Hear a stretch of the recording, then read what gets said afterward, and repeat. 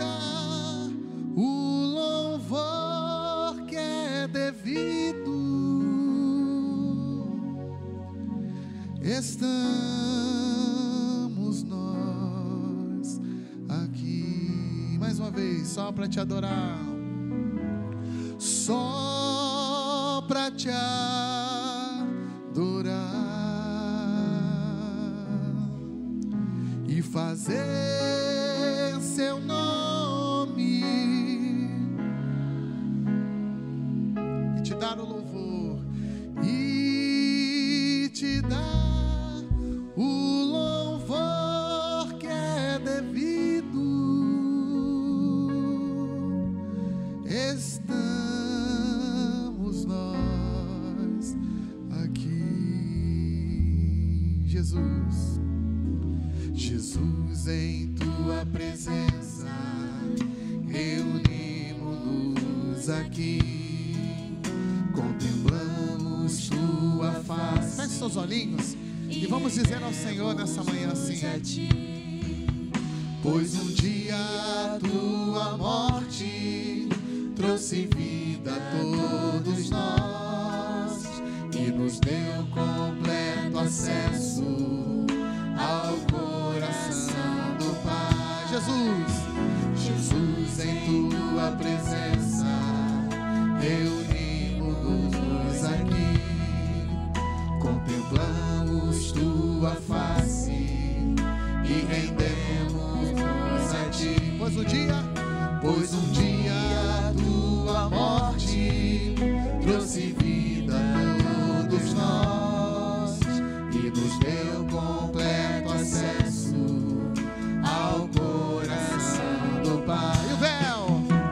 E o véu que separava já não separa mais. A luz que outrora apagada agora brilha e cada dia brilha mais.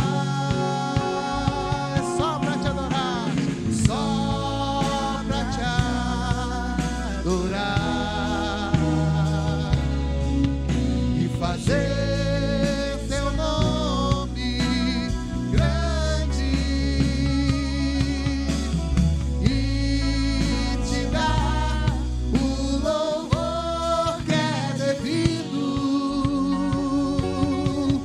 Estamos nós aqui. E o véu que separava, e o véu que separava já não separa mais.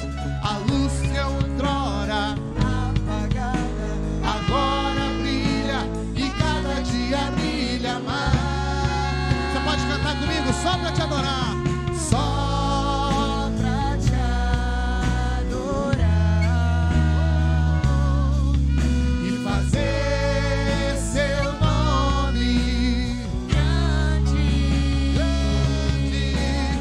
e te dar o louvor que é devido.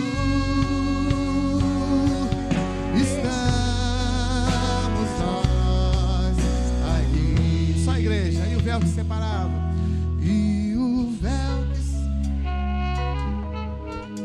já não, a luz que outrora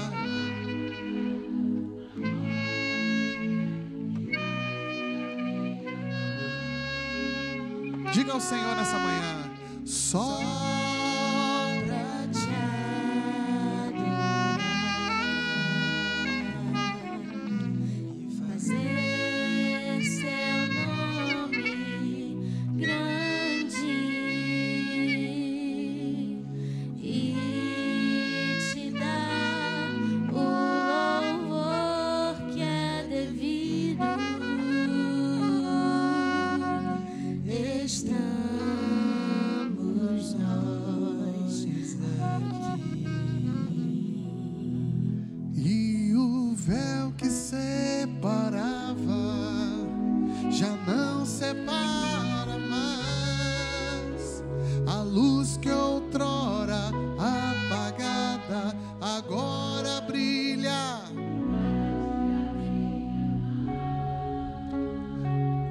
para te adorar, só para te adorar e fazer seu nome grande e te dar o louvor que é devido. Estamos nós todos juntos, e o véu que separava, e o véu que separava, aleluia, já não separa mais. E a luz que outrora apagada agora brilha e cada dia brilha mais. Obrigado, Senhor, obrigado, Deus. Só pra te adorar e fazer seu nome grande e te dar o louvor que é devido. Estamos nós aqui. Estamos nós aqui. Estamos nós aqui.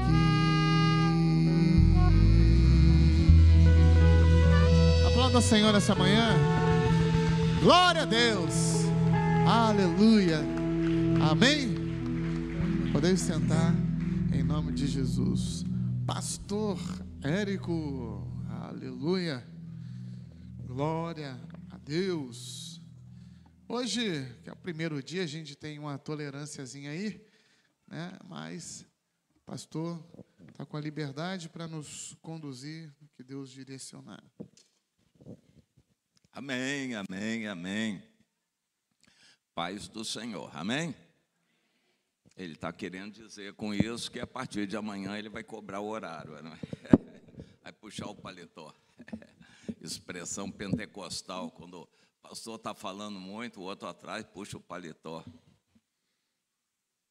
Parabéns para vocês que conseguiram chegar. Eu estava com uma certa dúvida, a proporção de jovens aqui. Quando eu ouvi falar do Acamp Jovem 30 anos, eu falei, ué, está limitado à idade de 30 anos? Não é não, é 30 anos já de realização de acampamentos de jovens, e a gente fica feliz com isto. Em cada acampamento, a oportunidade está sendo estendida a gente que está chegando à idade jovem agora. E eu fico feliz com os de 13 anos, pode ser que tenha alguém com um pouco menos aqui, 11, 12, mas 14 anos, são jovens que estão chegando a essa idade e a nossa esperança se renova. Aquilo que nós não conseguimos com os mais velhos, eu creio que Deus pode nos dar a graça de os mais novos se consagrarem a Deus. Não tem impedimento nenhum de uma pessoa com 13 anos entregar totalmente sua vida ao Senhor e ser usada por Deus. E eu creio nisso, e nós queremos ser sensíveis a isso. Vai ser usado por Deus nos louvores, na palavra, na revelação. Eu creio e fico feliz por isso. Mas, junto com os jovens, vêm os tios. E muitos tios quiseram aproveitar a oportunidade, e eu acho bom também, de ajudar. Mas as atividades, acredito, vão ser para os jovens inscritos. Vi também umas camisas bonitas aí, eu nem sabia que ia ter isso também. Fiquei feliz em ver essas camisas bonitas aí em comemoração. Graças a Deus por isso. E então alguns tios vêm com crianças também. Então o ambiente fica florido aqui e eu fico alegre com isso. Bom, eu pedi a Deus, Senhor, que eu vou falar e algum assunto assim para jovens, mas nosso Deus é maravilhoso. Ele é Deus não só dos jovens, é Deus de todos, Ele ama a todos. E Ele disse, olha, a palavra é sobre o sangue, fale sobre o sangue. Eu estava lembrando que hoje nós só podemos ter o acampamento de jovens aqui por causa do feriado. E qual é o nome desse feriado? Corpus Christi. A expressão em latim quer dizer o corpo de Cristo. Eu nunca tinha entendido antes a conotação disso, dessa expressão, porque os evangélicos não celebram essa festa. A gente sabe que é a Páscoa, a Pentecostes e outras, mas o Corpus Christi a gente não tem essa comemoração. Mas eu nunca vi evangélico nenhum reclamar do feriado. O feriado, em geral, todo mundo gosta. E então essa comemoração ou celebração católica é para a Eucaristia, os elementos da Eucaristia, lembrando a última Páscoa e primeira ceia do Senhor. E ela é realizada numa data móvel, não tem uma data fixa, ela está relacionada com a Páscoa. Então, 60 dias após a Páscoa, sempre cai numa quinta-feira. E a gente fica na luta de enforcar a sexta. Em geral, quem é estudante não tem problema, as escolas enforcam, trabalho não. Quem trabalha em várias atividades não é dispensado na sexta. Aí tem um pouco mais de dificuldade para estar aqui com a gente. Mas como Deus está abençoando e nós temos muitos irmãos no nosso meio que estão virando empresários, por causa disso, se o empresário é cristão, então acaba liberando os funcionários para estarem aqui. O Rafael Boscato está alegre, né? Tem um patrão bom. Vários irmãos aqui têm seus negócios próprios. Ao entrar ali, eu olhei uma borracharia nova ali, falei, tem Felipe na área aí. E, enfim, Deus oriente, ajude os irmãos a estabelecerem seus negócios. É uma atividade em que a gente vai depender de Deus, tipo o Robert assim, né? Vai ter os altos e baixos, momentos difíceis, quem trabalha com obra, mas vai depender de Deus e a gente vai poder dar oportunidade aos irmãos novos. Tem aí a Forte Cicle, que emprega vários irmãos, né, Mateus?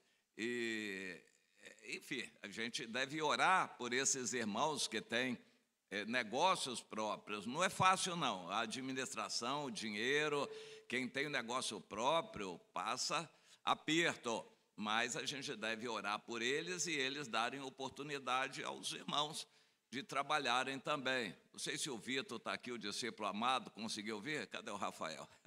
O Vitor ali. Discípulo amado é um testemunho disso. Quando encontrou Rafael pela frente, Rafael Rocha, botou ele para trabalhar, o discípulo amado abençoado aí, dando exemplo para muita gente. E até passeando também, né? Tem turismo lá em Papucaia, né? Né, Vitor? Graças a Deus, então, por esses irmãos que estão dando oportunidade de trabalho. Eu acho isso muito bom. O mundo é muito severo nos empregos. Quando alguém trabalha num emprego no mundo, em geral, o mundo é muito severo, às vezes injusto, mas os patrões cristãos tendem a ter um coração mais aberto. Mas aí tem a luta pela sobrevivência, tem que disputar no mercado.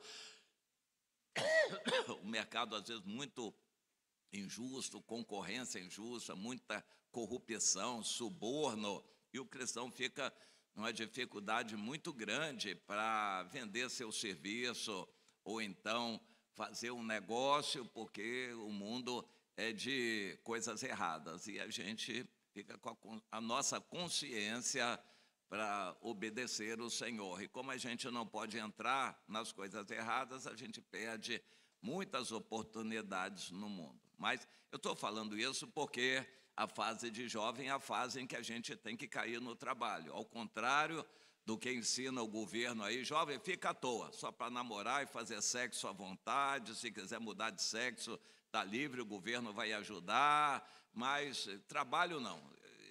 Só mais tarde. Só que quem não começa cedo a trabalhar, quando chegar numa idade mais avançada, vai ter dificuldade, vai estar bem atrás dos outros. Então, para nós, o trabalho é muito importante, a gente tem que começar a trabalhar o mais cedo possível, os pais darem trabalho para as crianças, para irem se acostumando já desde cedo.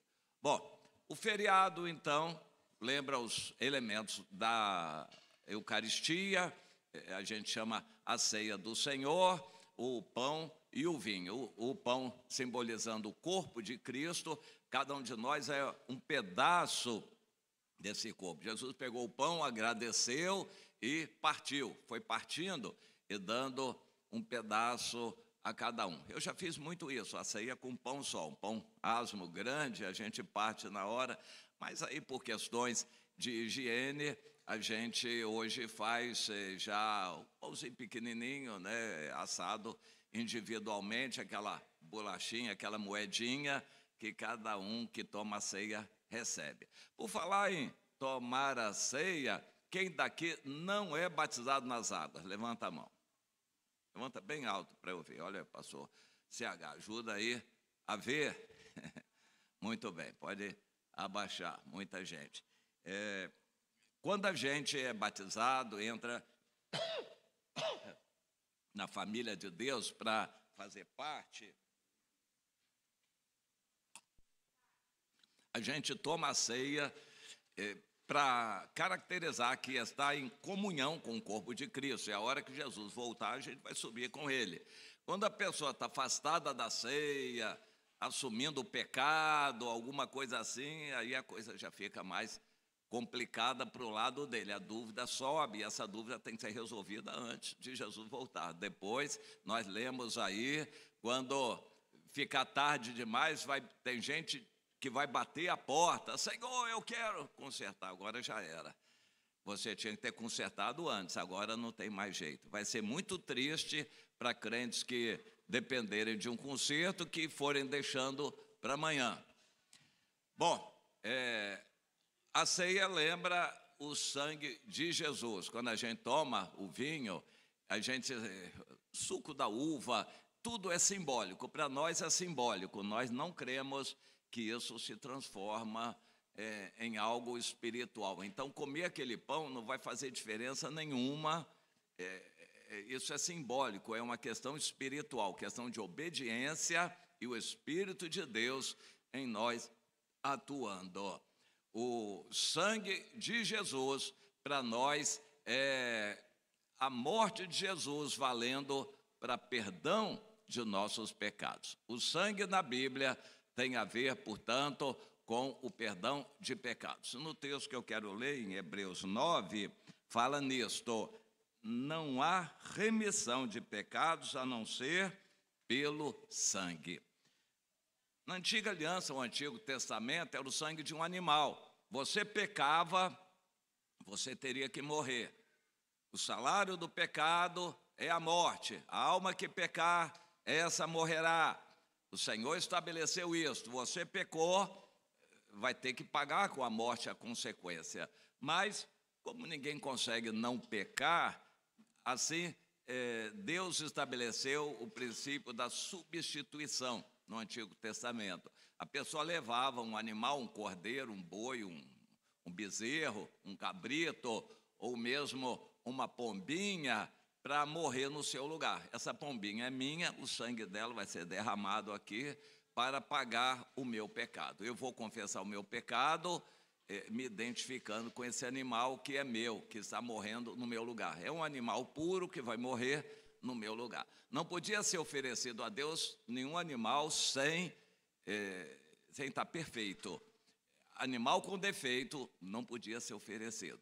O animal, tudo é simbólico. O animal tinha que ser perfeito na aparência para caracterizar que era um animal puro, que podia derramar o seu sangue, e o sangue valer para pagar os meus pecados. Até que Jesus veio, é a nova aliança no sangue de Jesus. É sobre isso que a gente vai trabalhar aqui. Hebreus 9, a partir do versículo 15. Hebreus 9, versículo 15. Bênção, tem muita gente que já tinha achado, já estava ali. Aleluia. Por isso mesmo, ele, Jesus, é o mediador da nova aliança entre nós e Deus. Morte. Sangue fala de morte. Para remissão das transgressões, dos pecados que havia sobre a primeira aliança. Eles eram pecadores como nós também. Naquela época como agora. A natureza do ser humano não mudou. Então precisava haver a morte de um animal para a remissão de pecados. E Deus estabeleceu o ritual para que o animal fosse morto assim, chocando. Eu me lembro que lá em Friburgo, uma vez nós matamos uma ovelha, e o objetivo era esse mesmo, na frente de todo mundo que quisesse ver.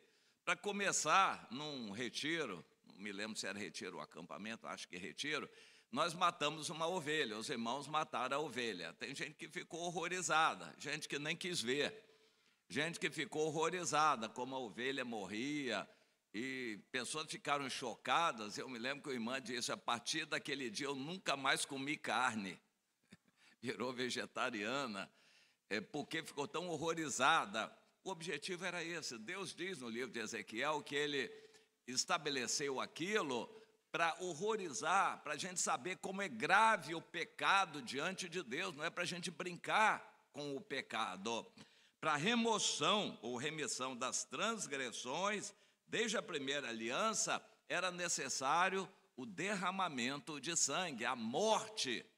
E a gente precisa lembrar isso. Quando a gente apresenta o filme A Paixão de Cristo, e minha intenção é essa, sempre que possível, na véspera da ceia, a gente passar aquele filme para a gente se chocar, a gente ver o quanto Jesus sofreu, como foi horrível aquela morte dele por causa de nós, no nosso lugar, para pagar o nosso pecado. Aqui ele está falando, então, o autor de Hebreus, da antiga aliança. O animal era oferecido para que as pessoas recebessem, então, a promessa da eterna herança naqueles que têm sido chamados por Deus. Ou seja, as promessas futuras de Deus, todo o nosso futuro está dependendo dessa aliança no sangue de Jesus. Eu quero focalizar isso, a aliança nossa no sangue, na morte de Jesus. Porque onde há testamento, é necessário que intervenha a morte do testador. Ou seja, a herança só vai poder ser distribuída depois que a pessoa morrer. Pois um testamento só é confirmado no caso de mortos, visto que de maneira nenhuma tem força de lei enquanto vive o testador. Pelo que nem a primeira aliança, então, foi sancionada sem sangue. Porque, havendo Moisés proclamado todos os mandamentos segundo a lei a todo o povo, tomou o sangue dos bezerros e dos bodes com água e lã, tinta de escarlate e sopo, e aspergiu, espalhou, respingou o sangue como a água, não só no próprio livro da lei, como também sobre todo o povo. Havia aquela cerimônia que matava, todo mundo via, aquele sangue o sacerdote pegava e com aquele galho de uma plantinha chamada isopo, molhava na água e no sangue e espirrava na direção das pessoas para perdão de pecados. Versículo 20. Estão acompanhando? Amém? Amém está meio fraco, hein? Dizendo: este é o sangue da aliança, a qual aliança Deus prescreveu para vós outros. Aliança no sangue, desde a antiga aliança e na nova aliança com Jesus. O livro de Hebreus foi escrito no Novo Testamento, lembrando a antiga aliança para a gente entender. Hoje existem muitas doutrinas estranhas, esdrúxulas, no meio evangélico, que misturam o Novo com o Antigo Testamento. Então pegam texto do Antigo Testamento literalmente como para a gente cumprir agora. Por exemplo, o sábado, tem que guardar o sábado. No Novo Testamento não existe isso, guardar sábado. Tem que fazer aquilo, tem que fazer aquilo outro. Olha, não tem mais que fazer nada, tudo é lícito. O problema é se você ama o Senhor e a sua vida foi entregue a Ele. Aí é diferente. Foi o Santo Agostinho que disse: ame o Senhor de todo o coração e faça o que quiser. Se você amar a Deus acima de tudo, for a sua paixão, se Deus for realmente tudo para você, você faz o que quiser. É porque o que a gente vai querer é o que Deus quer. E a gente só vai fazer a vontade de Deus. Quem é dirigido pelo Espírito vai fazer só a vontade de Deus. Mas a gente tem que querer.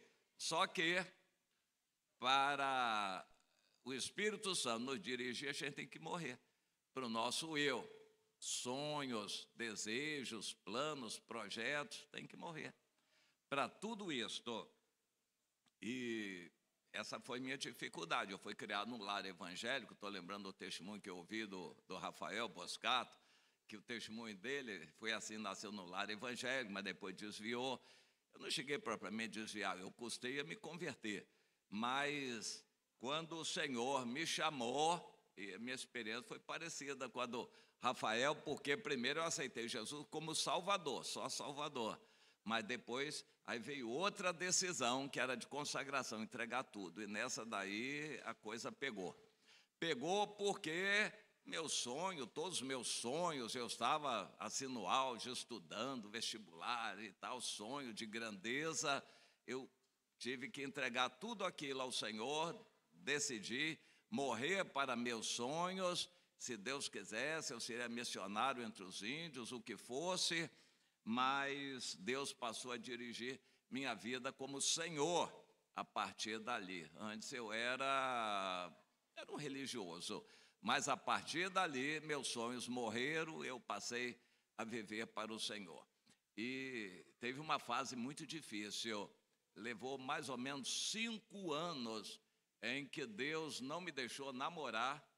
Meus sonhos até essa área, de vez em quando eu ficava assim: Senhor, será que vai? Senhor, será que o Senhor me quer assim? Se o Senhor me quiser, paciência, Senhor. E 5 anos sofrendo.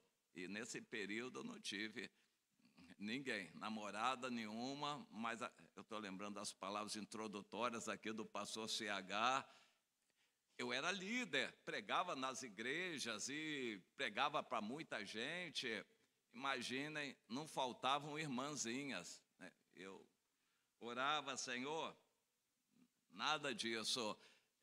Era difícil, o negócio não era mole não, aparecia cada uma linda, cada irmã maravilhosa, espiritual e tudo. Senhor, nada disso. Mais ou menos 5 anos nessa luta. Senhor, não vou casar com ninguém fora da tua vontade. Se o Senhor mandar, seja a irmãzinha mais feia que for, Senhor, eu quero te obedecer. E os sonhos foram todos entregues ao Senhor. Por 5 anos Deus me provou e foi muito duro. Foi um período dificílimo. Mas imagine, eu militar, engenheiro e tal, e pregando nas igrejas, não faltava irmãzinha se interessar. Mas Deus dizia que só quando Ele liberasse. E foi muito difícil esse período, mas os sonhos foram entregues. Isso é necessário, morrer para viver. Se a gente não morrer, não vai ter nada com o Senhor. A morte derrama sangue do animal e nós, simbolicamente, fazemos a nossa aliança com Jesus, morrendo também. E quem não morrer para o seu eu, para os seus sonhos, para o mundo, não tem parte com Deus. A nova aliança, a aliança no sangue de Jesus, que a gente lembra e renova na ceia do Senhor, essa aliança que fazemos a qualquer idade, no momento em que você tomar consciência de que quer realmente ser salvo e quer Jesus como Senhor na sua vida. Bom, na antiga aliança eles aspergiam as pessoas e o tabernáculo e os utensílios com sangue. 22. Com efeito, quase todas as coisas, segundo a lei, se purificam com sangue. E sem derramamento de sangue, não há remissão de pecados. Essa expressão é muito forte e abre caminho para muito entendimento. Uma religião de qualquer jeito, devagar, não serve para Deus. Crente carnal, no meu entender, não vai ser salvo. Crente pela metade, crente devagar, não vai ser salvo. E se não morrer, né, não tem aceitação em Deus, não tem obra de Deus na vida dessa pessoa. E precisa se purificar de todos seus pensamentos, de todas as suas vontades. Com relação aos pecados que a gente comete, a gente continua cometendo pecado, mas cada vez que a gente comete, a gente se arrepende e confessa na hora, nem guarda pecado, porque se guardar pecado, está encaixado no Salmo 32 e a coisa pode ficar feia. E aí Deus vai ter que tratar com cabresto, ou seja, na dor, no sofrimento, acidentes, doenças, Deus vai ter que tratar a pessoa assim. Mas o melhor é que espontaneamente a gente se entregue ao Senhor. 23. Era necessário, portanto, que as figuras das coisas que se acham nos céus se purificassem com tais sacrifícios, mas as próprias coisas celestiais com sacrifícios a eles superiores. Esse texto também é meio complicado. Se aqui na terra tudo precisa ser purificado, sem derramamento de sangue não há remissão, então no céu também. Então Jesus entrou no céu para purificar as coisas lá no céu também, as próprias coisas celestiais. Porque Cristo não entrou em santuário feito por mãos humanas, figura do verdadeiro. Porém, ele entrou no mesmo céu, no verdadeiro céu, para comparecer agora por nós diante de Deus. O sacrifício de Jesus é balizador do nosso sacrifício. A gente tem que fazer o que Jesus fez, deu a sua vida, e nós darmos a nossa vida pelo Senhor também. Nem ainda Jesus entrou para se oferecer a si mesmo muitas vezes, como o sumo sacerdote antigamente fazia cada ano, entrando no Santo dos Santos com sangue alheio, ou seja, de animal. Hoje é diferente. Jesus entrou uma vez por todas. Ora, neste caso seria necessário que Jesus tivesse sofrido muitas vezes desde a fundação do mundo. E não foi o caso, morreu uma vez só. Agora, porém, ao se cumprirem os tempos, ele se manifestou uma vez por todas para aniquilar pelo sacrifício de si mesmo o pecado.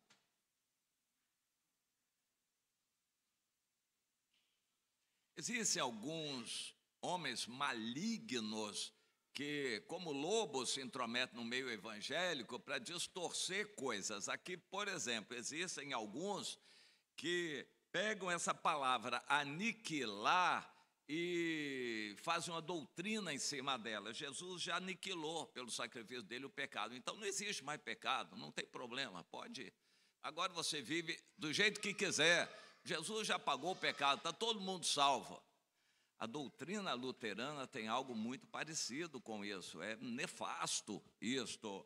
E, de vez em quando, aparece algum iluminado querendo agradar muita gente, faturar com a apostasia dele e prega coisa desse tipo, uma distorção do texto bíblico. 27. E assim como aos homens está ordenado morrerem uma só vez, vindo depois disso o juízo, assim também Cristo, tendo se oferecido uma vez para sempre para tirar os pecados de muitos, aparecerá a segunda vez sem pecado, somente aos que o aguardam para a salvação. Nós aguardamos então a volta de Jesus para o arrebatamento. Ele vem só para nós, para nos levar para a salvação, estarmos com Ele para sempre. Mas aqui na terra está determinado sobre os homens, ordenado por Deus, morrerem uma só vez. Não há reencarnação. E de vez em quando tem até algum evangélico aventando alguma possibilidade. E evangélicos gostam de, pelo menos, arranjar uma segunda chance, que é o que eu chamo purgatório evangélico, salvação na grande tribulação. Ou seja, você tem que se santificar e estar preparado para o arrebatamento. Mas suponhamos que você pisou na bola, distraiu, estava ocupado lá, estava num trabalho, numa festa, estava dormindo e você não foi arrebatado. Não consertou todos os pecados, não subiu, não, agora vai ter deixados para trás, né, um sofrimento muito grande na grande tribulação, mas você vai ter alguma chance, vai sofrer, vai ser perseguido, mas ainda vai ter outra chance. Não tem outra chance. Não tem purgatório evangélico, não. Grande tribulação não é para nós.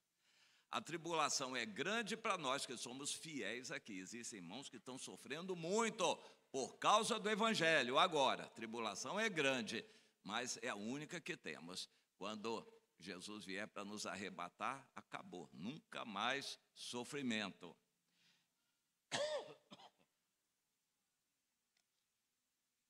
A grande tribulação vai ser para o mundo, para os que ficarem e para Israel, que hoje é completamente rebelde contra Deus. A grande tribulação vai ser para Israel, para o mundo e para os crentes que ficarem. E não para nós, estaremos os que estão com a vida santa, que já são perseguidos aqui hoje, vão estar com o Senhor para sempre. Então essa é a grande diferença. Quem se entregou totalmente ao Senhor, que é obediente, servo do Senhor, está debaixo do sangue da aliança. Isso precisa ser lembrado todo dia, porque quando a gente peca, se tornou condenável e tem que consertar-se imediatamente. Se dissermos que não temos pecado, a nós mesmos nos enganamos e mentimos, mas se confessarmos os nossos pecados, o Senhor é fiel e justo para perdoar todos os pecados, mas temos que confessar. A confissão é algo que às vezes dói. Alguém que pecou um pecado que é público, tem que confessar de público. E isso dói. Quando a gente peca só em pensamento, é só a gente e Deus. Menos pior. E a gente sabe que Deus é misericordioso. Pode pecar 50 vezes no dia, mas se 50 vezes no dia vier arrependido e pedir perdão, o Senhor perdoa. Isso é muito importante caracterizar, enfatizar para jovens que pecam muito, mas os adultos também pecam muito. O jovem peca um determinado pecado, principalmente na área sexual, em pensamentos, em sonhos, em masturbação e tal. Esses pecados, tudo isso é entre você e Deus. Confesse cada um deles. Mas, puxa vida, já confessei 50 vezes. Não importa, confesso mais 440, né? Para dar 490, 70 vezes 7. Vai confessando, se arrepende, confessa e se humilha. Deus vai perdoar? Você e Deus. Agora, se o pecado envolveu outra pessoa, aí complicou. Você vai ter que procurar outra pessoa e se consertar com ela. Se for um pecado que se tornou público, a confissão tem que ser pública, senão não há perdão. A gente tem que confessar até sentir o alívio completo. O sangue de Jesus tem que estar totalmente, todo dia, toda hora, sobre nós. E nós debaixo do sangue a qualquer momento, porque é pelo sangue que o maligno nos respeita. Ele não nos toca, porque estamos debaixo do sangue de Jesus. O sangue é como uma cobertura. O sangue de Jesus é uma cobertura para nós, estando debaixo do sangue, sangue da aliança. E a gente está debaixo do sangue quando a gente está sempre confessando os pecados e tomando posse do sacrifício de Jesus. Amém? O pastor chegar a esses amém está meio devagar, é meio fraco, hein? João 19, mais um texto.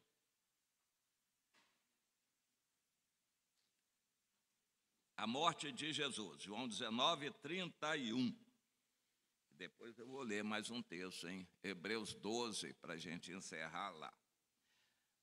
João 19, 31.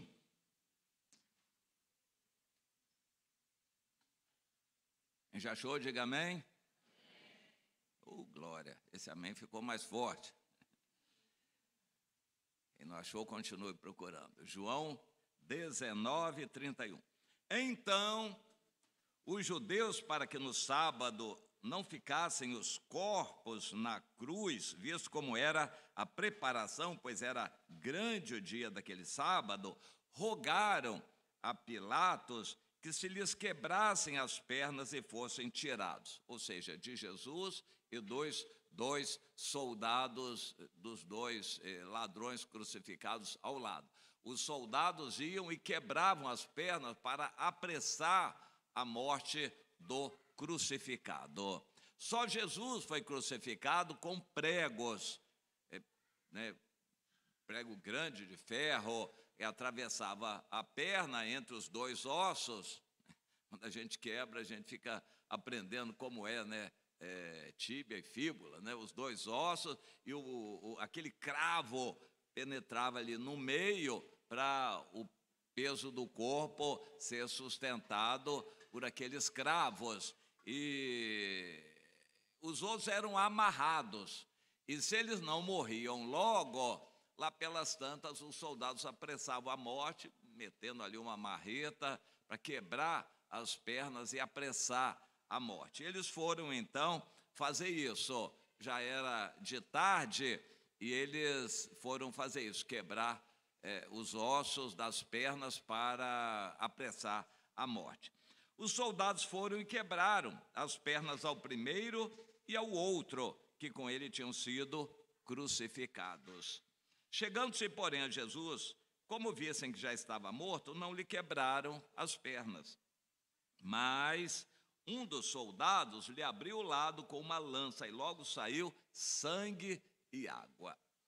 Uma vez eu ouvi, já não me lembro, li uma explicação científica do que aconteceu. O sofrimento de Jesus, sendo surrado e esbofeteado e tudo mais, ele foi perdendo sangue, ele ficou muito fraco, tanto é que o Simão Cirineu foi obrigado a ajudar a carregar a cruz, porque Jesus já não aguentava. Nós entendemos que não foi a cruz inteira, porque era muito pesada, mas o travessão da cruz, esse ele tinha que carregar, e nem esse ele conseguiu, ele ia caindo pelo meio do caminho e já estava sem forças, e na cruz ainda as feridas, o corpo todo machucado e ferido, ia derramando sangue. Quando às 3 horas da tarde Jesus entregou o Espírito, morreu, ele já tinha perdido a maior parte do sangue. Quando o soldado chegou, viu que ele já estava morto, foi conferir. Lá de baixo, enfiou para cima da cruz a lança, entrando pelo lado aqui, para ir até o coração, debaixo da costela, para ir até o coração. Quando enfiou a lança por aqui, terminou de sair o último sangue que tinha e saiu água. E então ele soube que Jesus estava realmente morto. Aquele que viu isto testificou, sendo verdadeiro o seu testemunho. E ele sabe que diz a verdade para que também vós creiais. Quem é este? O João, autor do Evangelho. E a gente sabe que João estava lá na cruz, vendo tudo aquilo, ele estava ao lado da Maria. A Maria, mãe de Jesus, esteve o tempo todo acompanhando tudo. E o João estava junto da Maria, e das últimas palavras que Jesus foram essas: ô mulher, eis aí teu filho, filho, eis aí tua mãe. A partir daquele momento, João levou para casa. A Maria tinha um monte de filhas e outros filhos, 5. E por que o João teve que pegar Maria? Por que um filho não ficou encarregado disso? Até aquela ocasião, os outros irmãos de Jesus, filhos de Maria, não tinham se convertido. E o João provavelmente era sobrinho da Maria, primo de Jesus. E o João era o discípulo amado, estava muito próximo, muito íntimo de Jesus. Ele escreveu o Evangelho muito tempo depois, mas ele disse: eu vi, eu testifiquei. Ele cita essa expressão em várias passagens. Por exemplo, na carta que ele escreveu, 1 João, ele cita que ele viu a glória de Jesus, ele acompanhou todo o ministério de Jesus. Então ele disse: eu testifiquei e escrevi isso para que vocês creiam. E isso aconteceu para se cumprir a Escritura, que diz: nenhum de seus ossos será quebrado. E outra vez, eles verão aquele a quem traspassaram. Traspassaram, com a lança, enfiaram a lança. Ele está dizendo aqui que Jesus voltará e os judeus que rejeitaram, os que sobrarem, serão poucos judeus, se converterão e verão aquele a quem eles traspassaram. Bom, a morte de Jesus precisa ser o centro da nossa evangelização, da nossa mensagem. O apóstolo Paulo diz que decidiu lá em Corinto não saber nada mais a não ser Jesus crucificado. Essa foi a sua mensagem. Nós temos que explicar para as pessoas o que é a conversão. É a pessoa negar a si mesmo, entregar-se a Jesus, crer que Jesus morreu por nós. O sacrifício de Jesus é importante e o sangue que ele derramou, que a gente lembra na ceia do Senhor, esse sangue é que nos purifica de todo o pecado. Quando a pessoa se desanima na fé, ele não está crendo no sangue de Jesus. O sangue de Jesus tem poder de purificar todo e qualquer pecado. Um dia alguém me contou de uma pessoa que já matou uns 20 e a pessoa disse: olha, não tem mais jeito para mim não tem mais jeito. É claro que ele não tem noção do valor do sangue de Jesus. Jesus perdoa quantos pecados forem. Eu lembro do outro, um soldado, ex-soldado PM, irmão, que testificou. Ele matou muita gente, sentia um gosto de sangue na boca e se oferecia, matava praticamente de graça. Ele matava pessoas para ficar livre, era um demônio que atuava assim.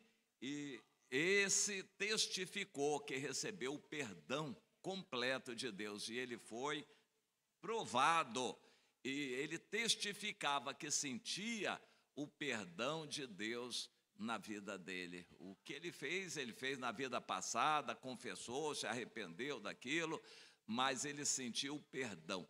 Nós temos que entender que o sangue de Jesus tem poder, e nós estamos debaixo desse sangue para ter esse poder e levar para os outros também essa mensagem.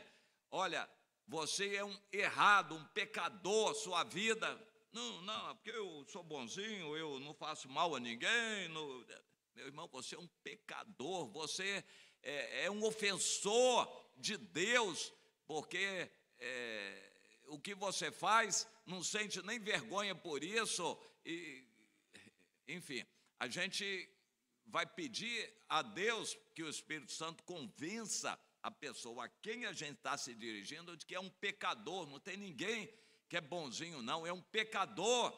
Mas aí nós vamos pedir graça a Deus para mostrar o poder do sangue de Jesus, que pode perdoar todo e qualquer pecado. Amém? E quando a pessoa se sentir pecadora, por pior que seja, o sangue de Jesus tem poder de perdoar essa pessoa. Não existe nenhum bonzinho, todos são pecadores. E é o sangue de Jesus, quando a pessoa confessar, quando a pessoa se arrepender, chorar, se humilhar diante de Deus, quando a pessoa reconhecer que é pecador, é aí que o sangue vai valer.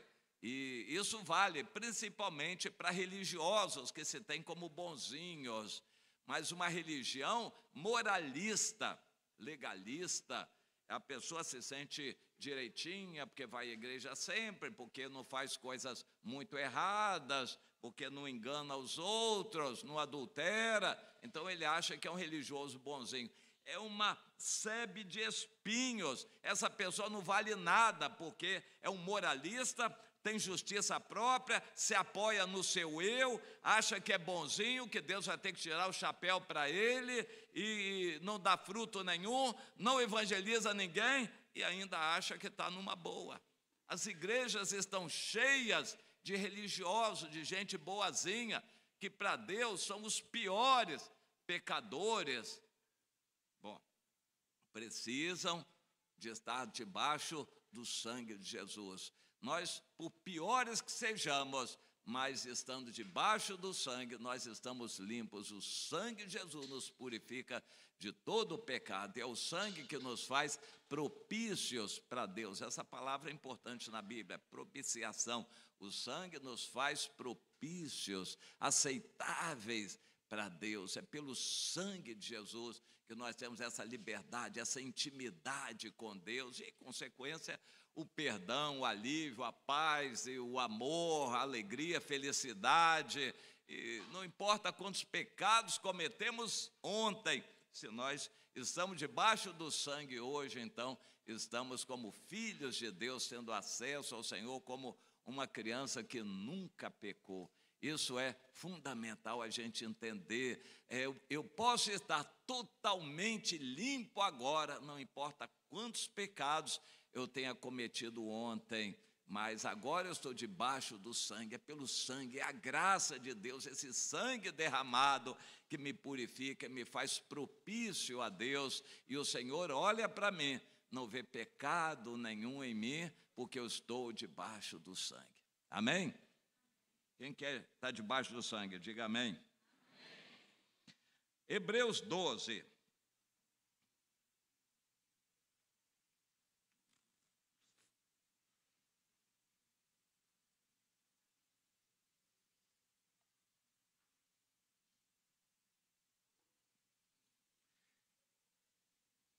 Glória a Deus. Mais uma vez, quem achou, diga amém. Amém. Hebreus 12, vamos começar do princípio. Portanto, também nós, visto que temos a rodear-nos uma tão grande nuvem de testemunhas, desembaraçando-nos de todo o peso e do pecado que tenazmente nos assedia, corramos com perseverança a carreira que nos está proposta, olhando firmemente para o autor e consumador da fé, que é Jesus, o qual, em troca da alegria que lhe estava proposta, suportou a cruz, não fazendo caso da ignomínia, e está agora assentado à destra do trono de Deus. Considerai, pois, atentamente aquele, Jesus, que suportou tamanha oposição dos pecadores contra si mesmo, para que não vos fatigueis desmaiando em vossa alma.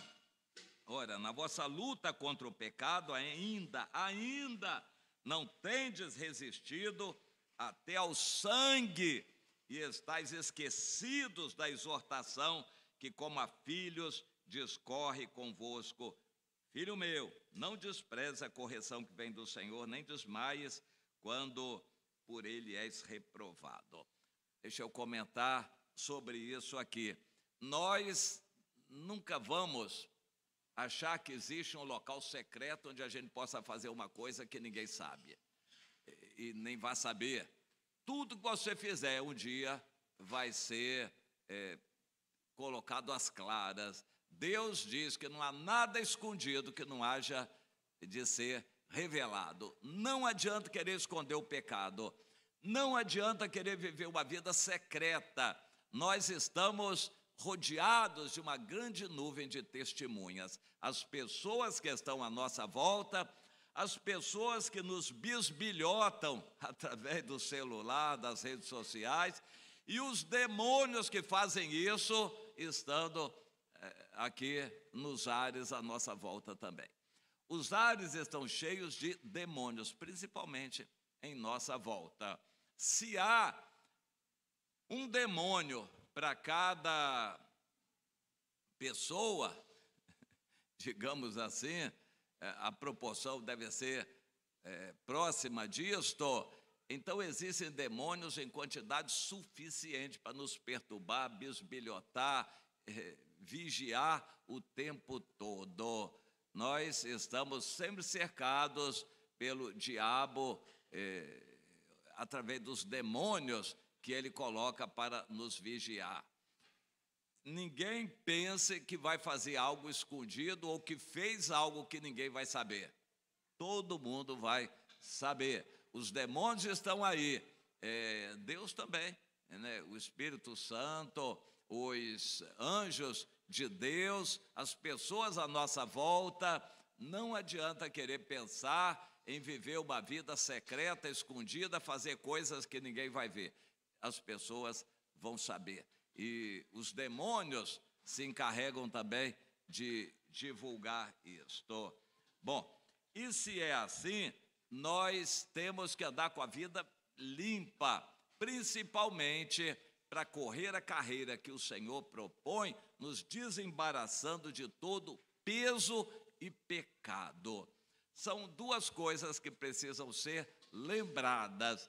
O pecado precisa ser arrependido, confessado e colocado debaixo do sangue de Jesus. Pela confissão, pela fé em Jesus, no sacrifício dele na cruz, você toma posse do perdão para aquele pecado. A Bíblia não diz que a gente deve pedir perdão. Claro que esse conceito existe, específico. A Bíblia diz que você tem que confessar o pecado. Confessar é dizer. De vez em quando,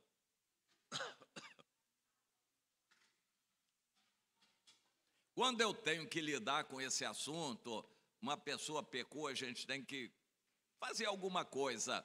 O nosso propósito é sempre benigno, é sempre o melhor, é restaurar a pessoa, a comunhão, restaurar a pessoa, a presença de Deus, fazermos o que pudermos fazer para que a pessoa fique com a vida limpa do seu pecado. Mas a gente vai lembrar que ela tem que confessar.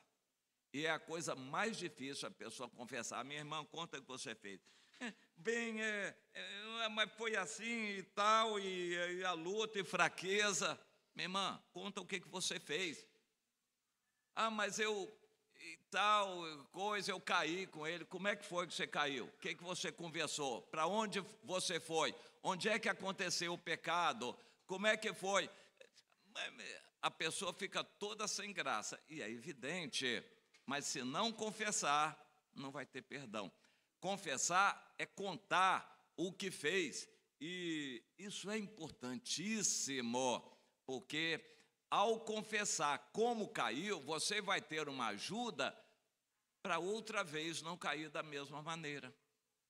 Você vai lembrar como aconteceu de você pecar, onde é que você resvalou, onde é que errou, pisou na bola, onde é que você fraquejou, e lembrando do caminho onde você errou, você vai poder ter forças para evitar uma outra vez. De vez em quando a gente perde alguma coisa, e perdi a chave. Alguém lembra? Escuta, você estava onde? Bom, eu estava lá. Faz o seguinte, volte ao lugar de origem e refaça o caminho. Vá lembrando de onde você passou. Passou aqui, passou ali, foi no banheiro, foi lavar a mão, esqueceu a chave lá em cima. Vá lembrando de onde você passou, porque aí você vai ter mais facilidade de lembrar onde é que deixou a chave. A confissão de pecado é assim. Lembra como aconteceu, onde é que você resvalou, como você deu brecha, como a coisa começou. Confessar pecado é dizer, é contar o que fez, como fez, para você poder guardar na sua mente como ajuda para uma próxima. Tem que confessar. Se foi só você e Deus, confesse você sozinho com o Senhor. Mas comece a se lembrar, por que aconteceu? Você estava em casa, à toa, de bobe, e abriu o celular, e aí foi navegando, não tinha compromisso, não tinha horário, estava à toa em casa, foi ali, uma coisa puxa a outra puxa uma, e foi ali no celular, mas não sei o que e tal. Confessa ao Senhor e lembra o que você fez para, de uma outra vez, você se resguardar e a coisa não se repetir. Amém? Tem que confessar. Bom, o Senhor nos quer seguindo a carreira olhando para Jesus. Não é para perder tempo, mas é para desembaraçar de todo o peso. Existem coisas que não são pecado, mas são peso. Por exemplo, eu gostava muito de correr, e até hoje, de vez em quando, eu corro, e é claro que é muito mais difícil, dou uma caminhada e corro, mas não desse jeito, né? Não é de sapato, não é de calça, às vezes até no dia frio, né? Uma calça própria, mas a gente tem que estar vestido apropriadamente. Você não vai correr de mochila nas costas. Eu já corri muito para pegar barca, pegar ônibus, condução.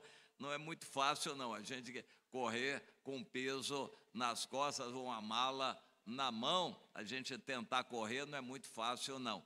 Quando isso acontece, a gente vai ver a dificuldade que a gente tem de querer correr com peso. Há coisas na vida que não são pecado, mas são peso. Há relacionamentos, amizades que a gente tem que deixar, mesmo que em princípio não sejam amizades pecaminosas, mas é um fardo que você leva que atrapalha sua vida espiritual. Então larga aquilo. Gosta de ver filme da Netflix de noite, entra madrugada dentro. Claro que vai ter problema de acordar cedo e vai sofrer por causa disso. Por que tem que ver filme? Aquilo é necessário para a sua vida espiritual? Vai ser útil aquele filme? Comece a pensar nisso. Por que você tem que fazer isso à noite para prejudicar todo o seu sono e a programação do dia seguinte? Vai ter dificuldade de acordar, vai chegar atrasado. Isso é um peso.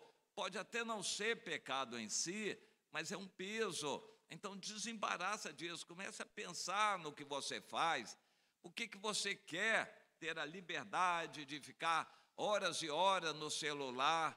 Comece a pensar, peça a Deus ajuda para você ver só o que é essencial, o que é necessário ali, e não ficar mais perdendo tempo vendo novidades. Eu estou lembrando de um irmão que de vez em quando confessa isso, ele perde muito tempo, às vezes entra à noite adentro, uma coisa desgalha para outra, e ele vai vendo, e aí o tempo passa, a cabeça se enche com coisas que não são do Senhor, e ele acaba muito triste depois. Mesmo que não seja pecado, isso é um peso, você precisa desembaraçar para conseguir correr a carreira cristã proposta pelo Senhor, olhando para Jesus e considerando Jesus. Quando você estiver se dando a esse luxo de comer muito, quando a gente come muito, vai ficar empanturrado, não vai conseguir correr. Depois de comer muito, a gente não consegue correr. Você precisa trabalhar, e diz o ditado que o saco vazio não para em pé. Esse é ditado de trabalhador em obra, né? O saco de cimento, o saco vazio não para em pé, mas o saco cheio também não dobra. Então, a gente, para trabalhar de barriga cheia, que dificuldade. Por que você se deu ao luxo de comer demais? Peça graça a Deus para parar antes e não comer exageradamente, aí você vai conseguir ter uma disposição melhor. Olhe sempre para Jesus. Não queira aproveitar a vida aqui. Quem quer aproveitar muito a vida aqui vai acabar perdendo o quê? A vida eterna. Quem quiser aproveitar a sua vida, viver bem e se satisfazer aqui na terra, vai estar ganhando a sua perdição eterna. Mas quem perder a sua vida aqui por causa de Jesus, na verdade, vai achar a verdadeira vida eterna. Ou seja, sacrifício, esforço, desembaraçar de peso, confessar todos os pecados. Esse é o caminho que Deus tem para nós, se a gente quer a vida eterna.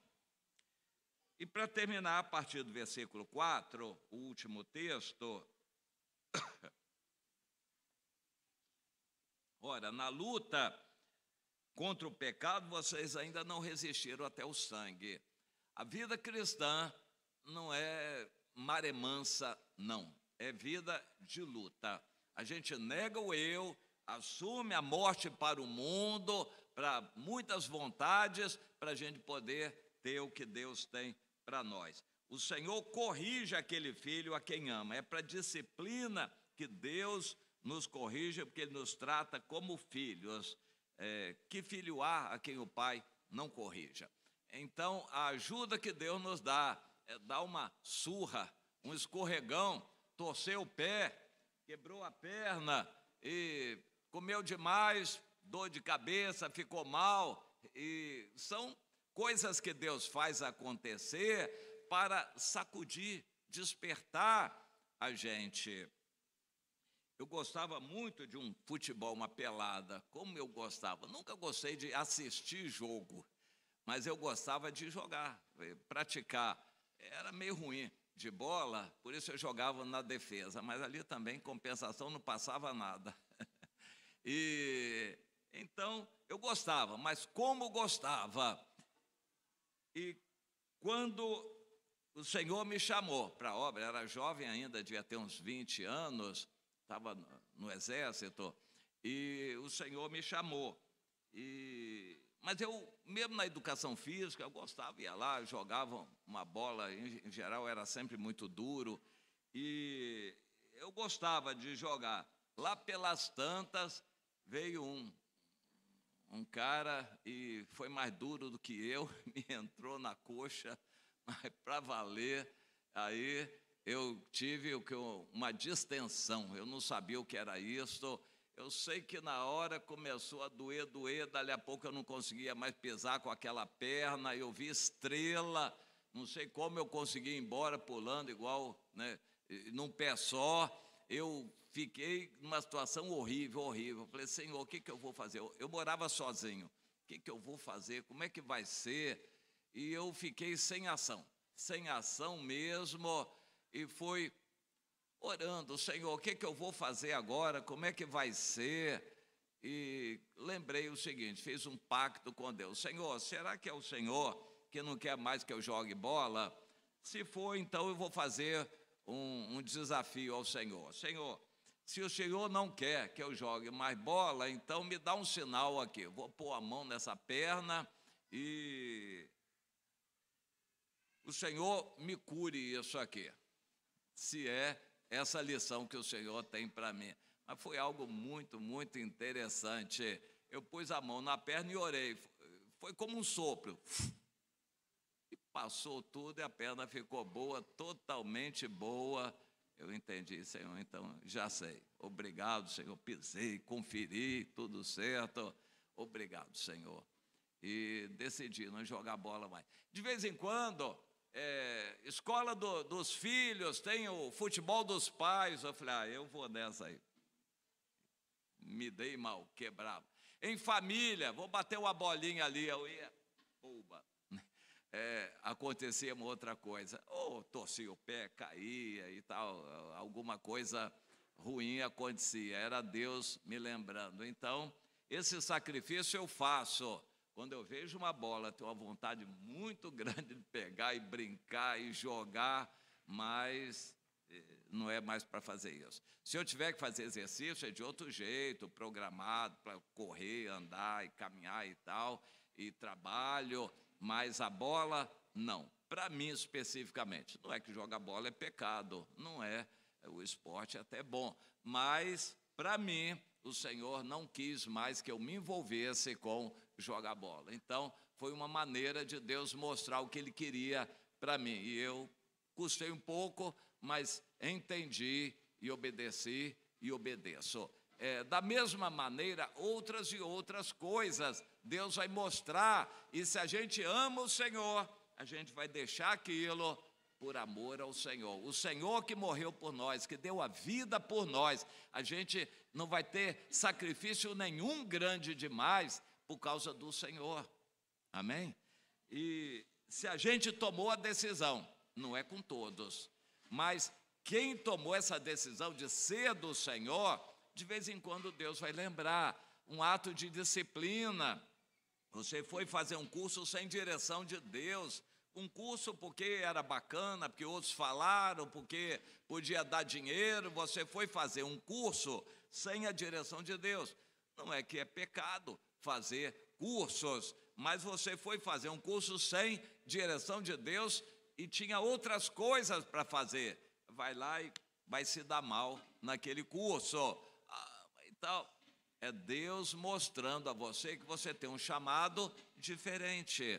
E assim por diante, você comprou um carro, eu já fiz isso, comprei o carro errado, me dei mal, o carro acabou e no final não sobrou nada, porque não era aquele carro.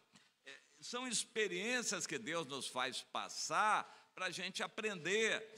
Negue o seu eu, morra para seus desejos, sonhos e suas vontades, se é que você quer ter Jesus como Senhor e a vida eterna. Custou um alto preço. 1 Pedro, ele nos diz lá, é bom a gente lembrar que o nosso perdão hoje custou um alto preço, foi por um alto preço que você foi resgatado, o sacrifício de Jesus na cruz, e não é para você viver de qualquer jeito. Se Jesus morreu na cruz, você vai morrer também para o mundo se você quer Jesus. É uma aliança, aliança no sangue de Jesus, é isto. Jesus morreu por você e o sacrifício dele vale, mas se você decidir morrer para o mundo, para viver para ele também. Se você quiser aproveitar a vida aqui na terra, comendo bem, aproveitando, fazendo, passeando, gastando dinheiro nisso e naquilo, você não vai ter a vida eterna. A vida que Deus tem para nós é uma vida de sacrifício, sim, para o mundo, mas a gente tem uma felicidade maravilhosa com Jesus e a promessa da vida eterna, mas isso tem que ser uma decisão de cada um, e a gente não toma uma decisão pelo outro, não adianta, ou você vai viver para Jesus, e então decide morrer para o mundo, ou então pode aproveitar o mundo à vontade, mas saiba que depois vai pagar o preço por toda a eternidade na condenação eterna.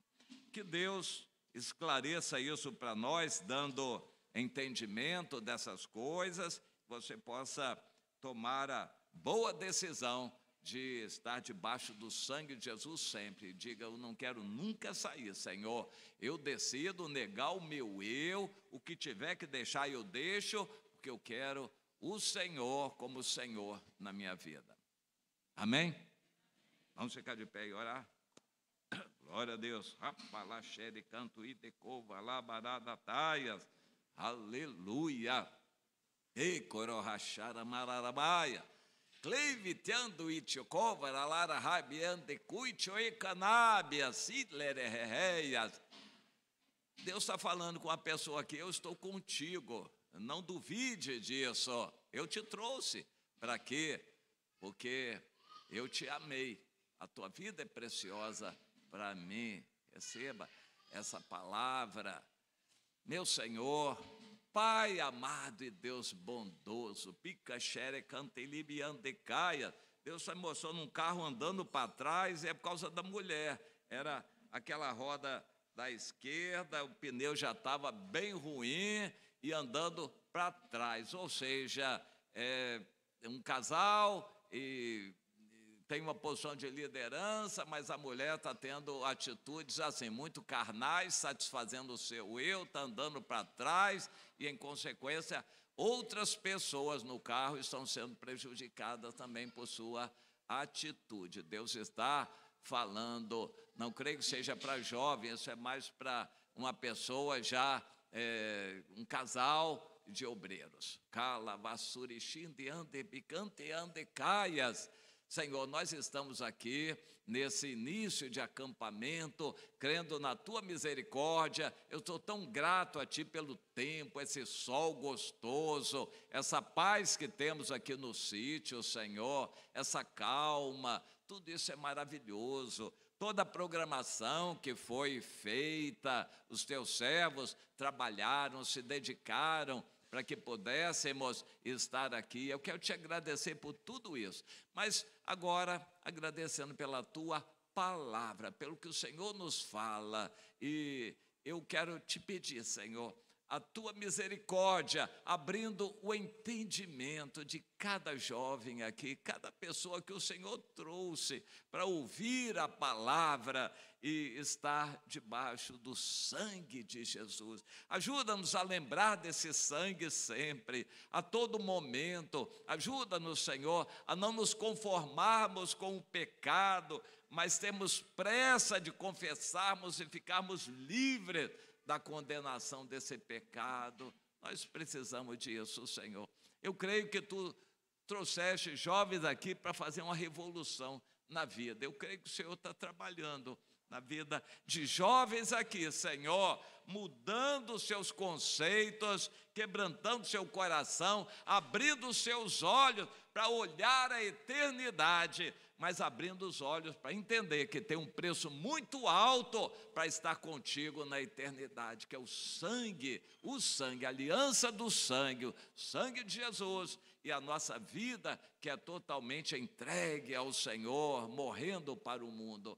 Venha trabalhar isso na mente de cada um dos teus filhos. Aceita, Senhor, o propósito que estão fazendo no coração. Trabalha essas vidas, Senhor. Vá trazendo aqui a purificação pelo teu sangue, o perdão, trazendo paz ao coração.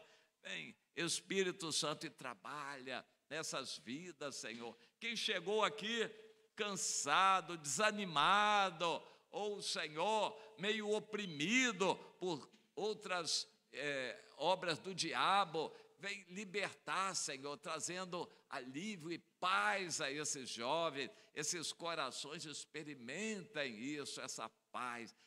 Quem está no seu coração, Senhor, já tomando essa decisão, que quer viver pelo Senhor, traga paz aos corações. Eu quero te pedir nessa oração, aceita o propósito de cada um de nós. Quem tem sido um crente mais relaxado, mais religioso, aceita o arrependimento. Nós te pedimos isso, ó Pai. Tu és maravilhoso. Atende-nos, ó Pai. Recebe a nossa oração, o nosso coração quebrantado. Em nome de Jesus. Amém.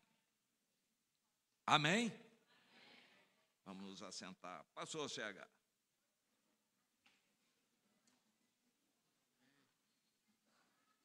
Amém, meus irmãos?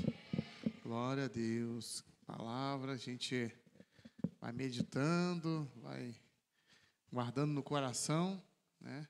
Porque nós cremos que é Deus falando conosco. Aleluia. Bem, nós vamos estar encerrando essa primeira parte, né? E agora nós distribuímos aí no sítio, em algumas regiões aí, a nossa programação, né? Então agora nós vamos ter cadê a pessoal aí? Chama para mim, Elaine. Aleluia.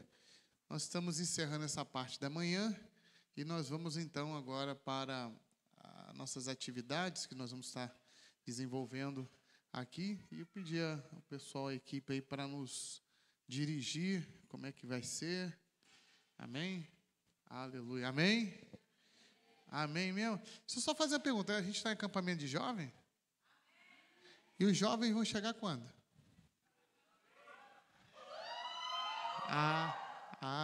Tem uma meia dúzia aí, tá falar igual ontem, tá parecendo aquelas rãs no brejo, né? Você ouve aqui. Tem jovem aqui, gente? Ah, tá. Então tá bom.